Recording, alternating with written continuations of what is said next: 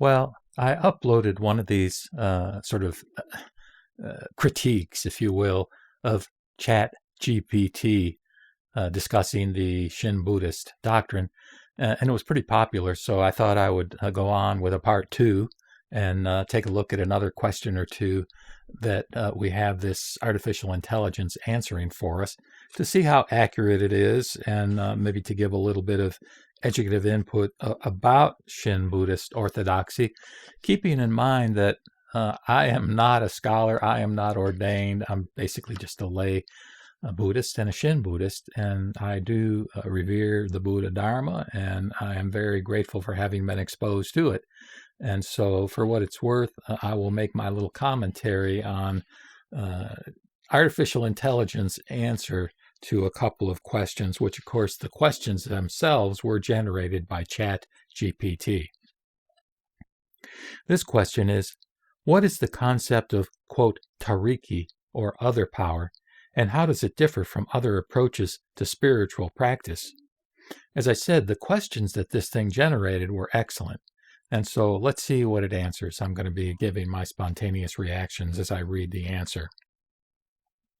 In Shin Buddhism, or Jodo Shinshu, or the true essence of Pure Land Buddhism, which is the refinement ultimately by Shinran Shonin of the Pure Land tradition.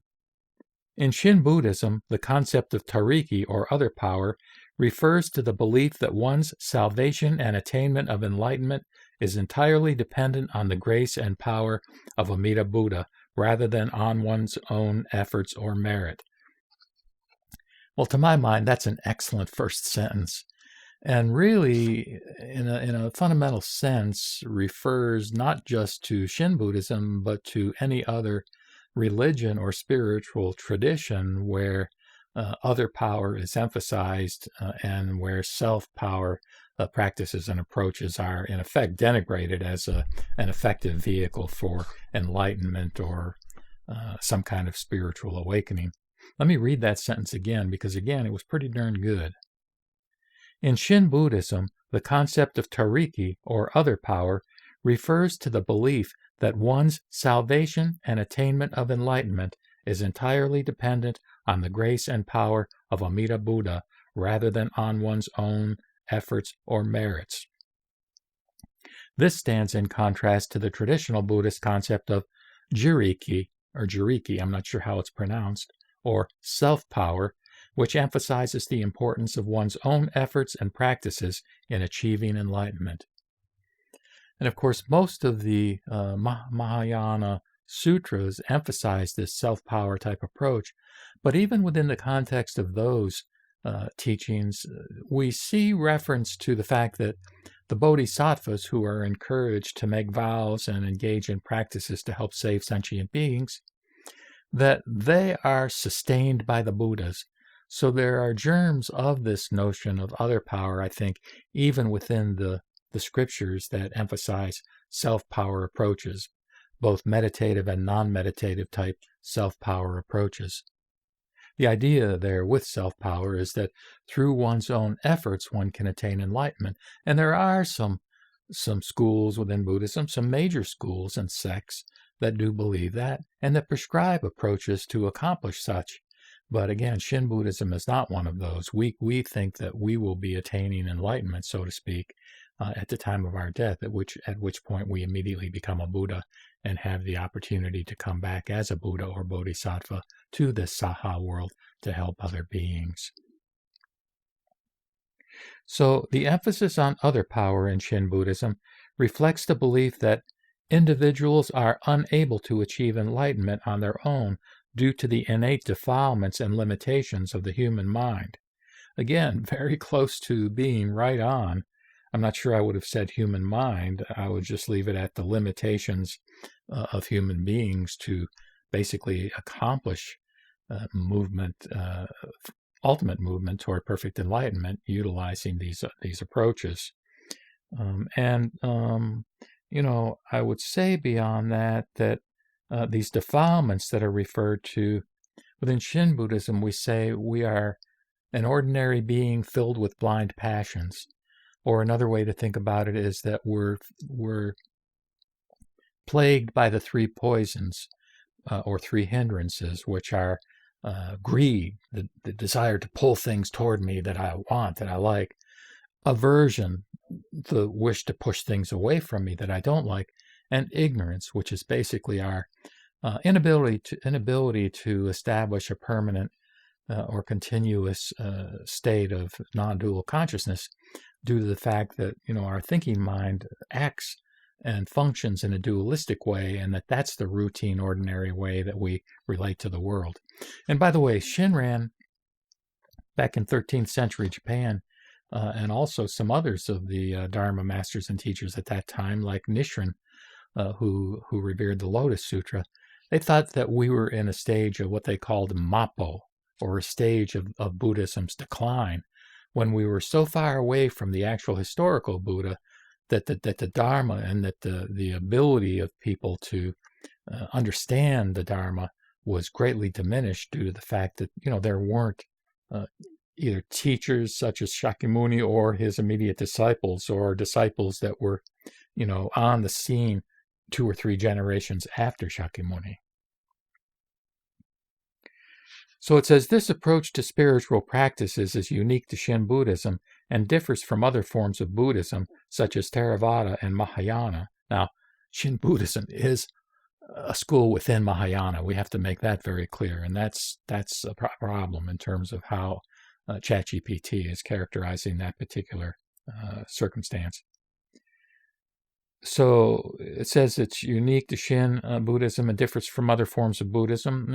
True that for the most part, such as Theravada, and it says Mahayana, which stress the importance of one's own efforts and practices, including meditation and moral conduct, in achieving enlightenment. So certainly one key type of practice is meditation. And my understanding is through meditation, one can kind of get in touch with prajna, or wisdom, or again, that non-dual consciousness. And of course, precepts are very important. Moral conduct or precepts is another modality, or another path, if you will, a path up the mountain. If we think of, the idea we're getting up to the top of a mountain representing enlightenment. And of course, if one leaves the householder life and enters a monastery, for example, as a monk or a nun, then you've got a huge number of precepts, like, 2 or 3 or 400 of them. But even lay persons, lay Buddhists, generally adhere to 5 basic precepts, such as, not killing, not engaging in sexual misconduct, not utilizing intoxicating substances, not lying, etc. But again, in Shin Buddhism, even though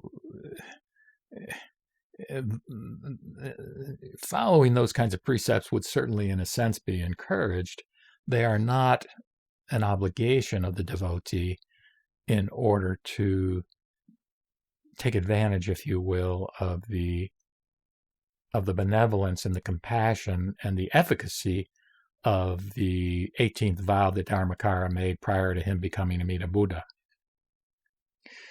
In Shin Buddhism, the concept of other power also corresponds with the idea that enlightenment is not something that one can attain through personal effort alone, but rather a gift that is given by Amida Buddha through his grace and compassion. Yes, so important that the whole thing is a gift. In other words, even the shinjin, or the sense of entrusting, is a gift from Amida.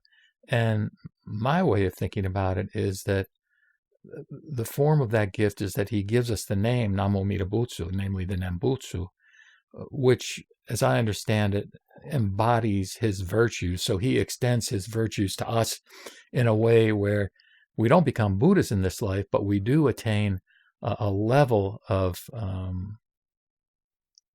insight, a level of spiritual development, such that we are really the equivalent of Maitreya Bodhisattva. In other words, we are then in a state where we cannot retrogress back to an earlier stage. It's the stage of non-retrogression, if we think about it in terms of the various I don't know, I think there are 52 bodhisattva stages. This, I think, is the 41st within that hierarchy. And I think within the hierarchy of 10 stages, if we think in those terms, it's probably the 8th stage. So again, it's a gift that's given by Amida Buddha through his grace and compassion. In this sense, salvation and enlightenment in Shin Buddhism are seen as something that is freely given to the individual rather than earned through one's own efforts. So this overall answer is pretty good. And one thing I would say there is, to my mind, this doctrine of pure grace, as Dr. Al Bloom called it, is consistent with, I think, the type of spirituality and the nature of the divine, if you will, that's most consistent with true reality, if you want to use that term. I think that when we get into a lot of other aspects of sort of earning salvation or precepts that don't really have common sense associated with them in terms of creating a more pro-social kind of social environment, that human beings can add all these other things on that they say, well, you have to do this, that, and the other in order to be saved. And those, many of them are man-made, and particularly men make them. And of course, many of them are denigrating toward women, unfortunately, in the kind of patriarchal societies that have evolved over the course of time among human social groups. But anyway, I think that is an important concept, that entrustment or shinjin is not something that's earned. It's freely given by Amida, and it manifests itself in the form of shinjin, or true entrusting. And that at that point, again, it's in the form of the Nembutsu, but at that point, our stating the Nembutsu or reciting the Nembutsu, again, is not to make our destiny any firmer. It's a way of expressing gratitude. That's all it is. And so in that sense, even reciting the Nembutsu is not a practice in Shin Buddhism. So speaking of Shinjin, this next question asked by ChatGPT to itself, since now it is going to be answering it, the question is, what is the concept of Shinjin, or true entrusting, and how does it relate to the understanding of the self and the path to enlightenment? Another good question. So the artificial intelligence says, in Shin Buddhism, the concept of Shinjin, or true entrusting, refers to the deep and genuine faith in Amida Buddha and his vow to save all sentient beings, which of course is the 18th of his 48 vows that he made when he was Dharmakara in the presence of Lokesvara Raja Buddha.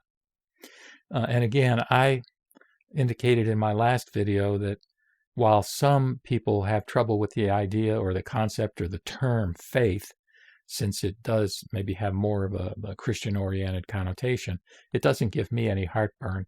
I think that it certainly is a term that in many ways connotes the same kind of sort of affect and feeling within the heart as true entrusting.